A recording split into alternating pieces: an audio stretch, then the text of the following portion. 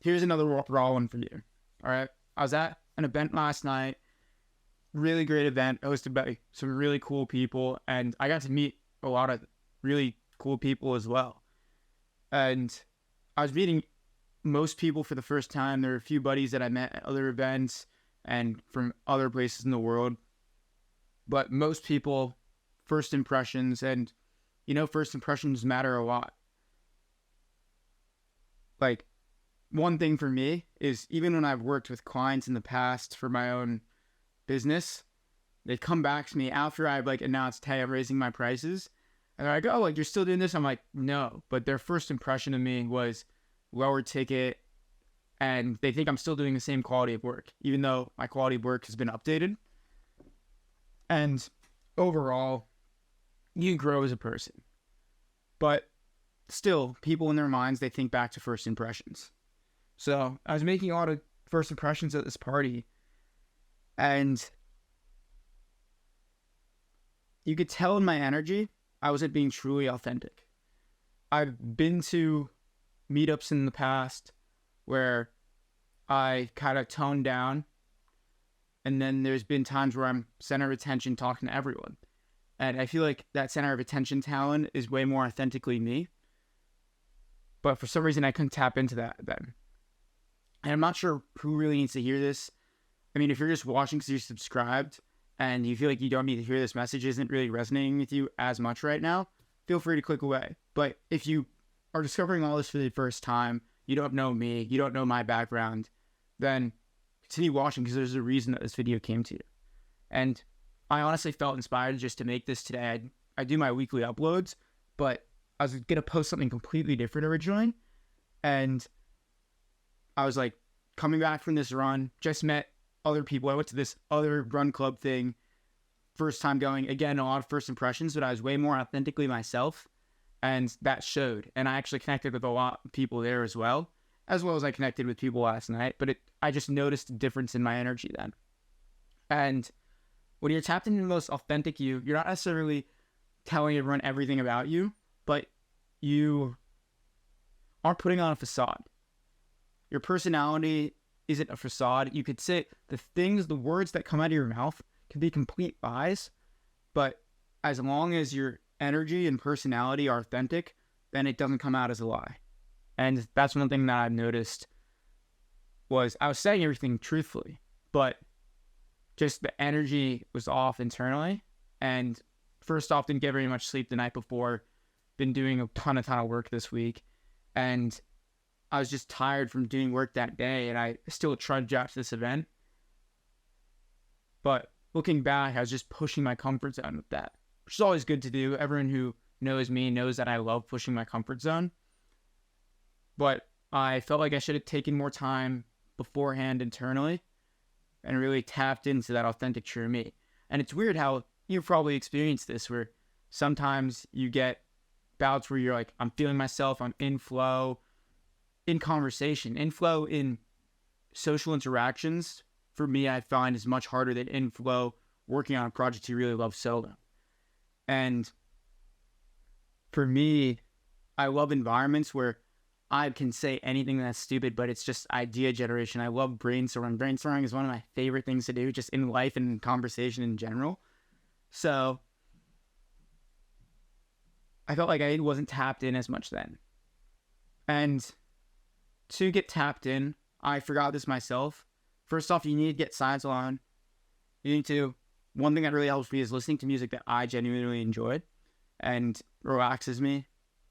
And then also looking for evidence of past times that you were truly authentically yourself, knowing that you can tap into that again. So what I should have done before last night was think about, okay, when I was over in LA for an event, I was like this. And that shows that I was the life of the party then. When I used to go away for the summers, when I was just traveling during my high-paced travel, that's where I felt like most myself, most authentically me. So same thing, think back right now for you.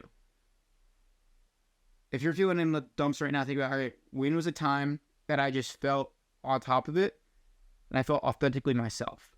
And don't get in the trap when you're thinking about this of thinking authenticity is like your inner child, or like your true passions, because one thing that I've just learned in general about human beings is we're infinitely programmable. And at least in my opinion, true you in terms of interests, desires, is constantly changing, ebbing and flowing. You're like this piece of clay that like you push a hole in here, you mold it, you stretch it out, and you're not a rock, right? You're not dried up yet. And as you get older, you do get more and more dry, but especially if you're watching this, I assume you're younger, then you're more malleable, all right? And if you keep practicing that malleability, you're going to keep it like Play-Doh. Like exactly like Play-Doh, if you remember playing with that as a kid. Like if you keep good care of it, keep good care of your malleability, of your true authenticity, and you know that is always wavering, it's just waves like everything in this universe, then you can tap more into it and you just keep better care of it internally. One thing for me, journaling, really getting my thoughts out on paper, tapping into my true self. I like look back, I journaled the night before and I was like, wow, I haven't journaled all week. But then when I'm journaling the most, one of the times, like when I was traveling, I was journaling the most. I went through a whole one of these in like 3 months. And that's when I felt most on it. I'm even just realizing this myself.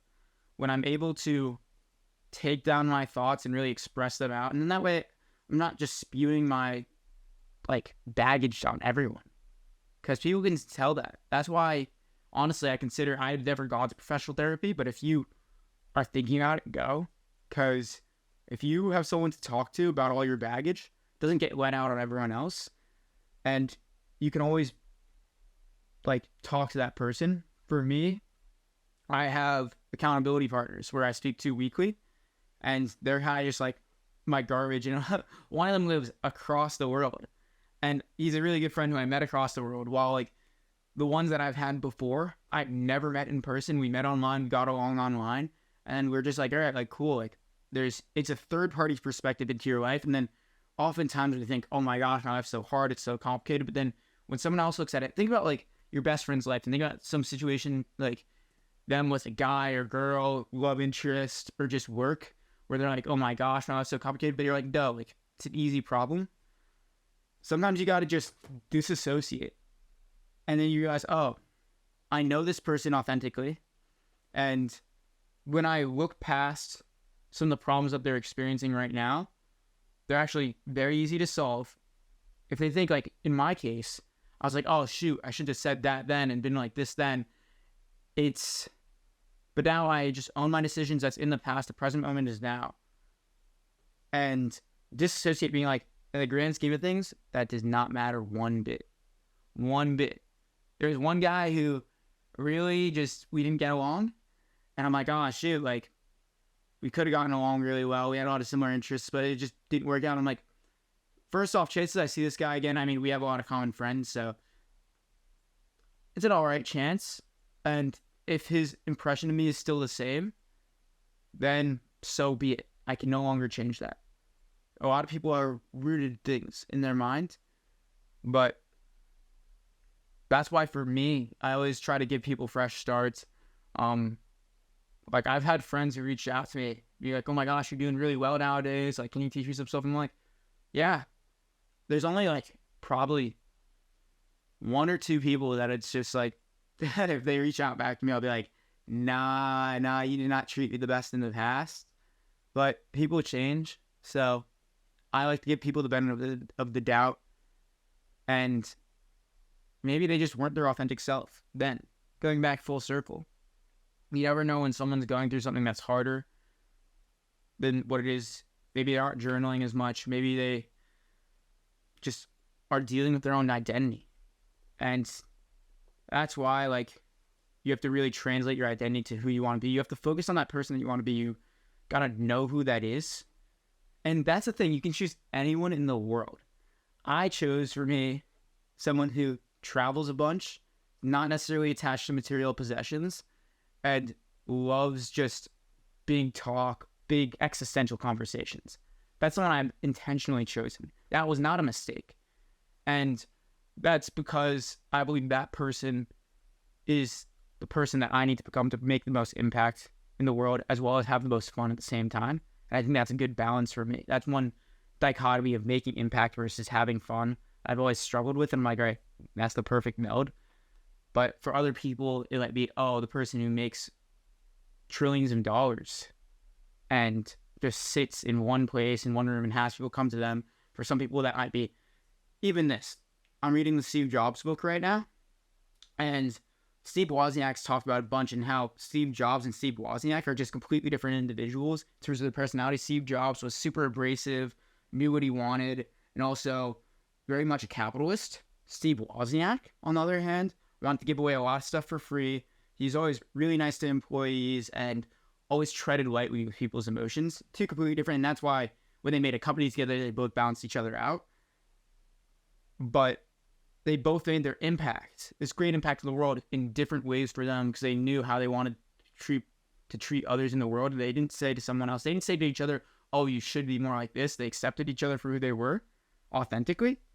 And then we're like, all right, this is your path. For me, like Steve Jobs was like, I need to be abrasive for people to take my vision of the world and implement it. I need to be abrasive. I need to be this person with this reality distortion field, which I absolutely love that term, and like use that. While on the other hand, now a third figure, Bill Gates, very practical. He also was a capitalist, but he was just like, all right, I'm going to do the market analysis. And Steve Jobs almost was like, I just have an intuition that this is going to work. And he always had a gut feeling he wanted things his way. While Bill Gates was very analytical and also didn't have this reality distortion field. But because he was super analytical, he could step away from the emotions of the reality distortion field. Google this term if you don't know what it is. Super interesting. And then be like, all right, I'm going to look at it from a third party perspective. That's what Bill Gates is really good at, is just like looking at harsh numbers, being like, all right, these are facts, and these are how I'm going to implement these facts to take actions. While Jobs is like, all right, I'm going to analyze my own human nature, analyze other people's human nature, and then guess, not necessarily guess, but based on my knowledge of psychology, go for the best option. And Woz just absolutely loved doing what he was doing. He's like, I just want to engineer all day. So that was that. And these are three distinctive packs. All have made extremely great impacts in this world. So for you, think about who you want to be. You don't have to be this super nice person. You genuinely don't have to. You can be this abrasive person.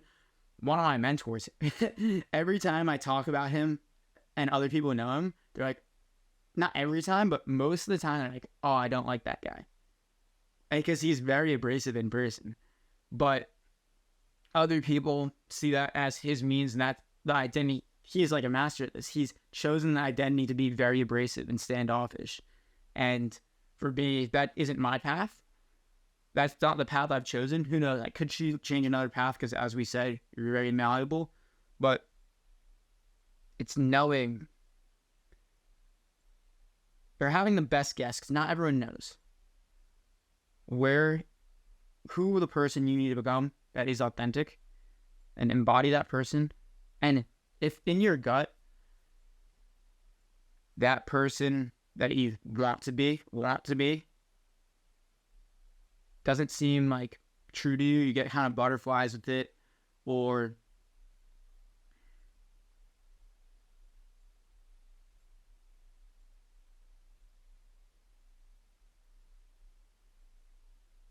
you don't have as much conviction stepping into that role, then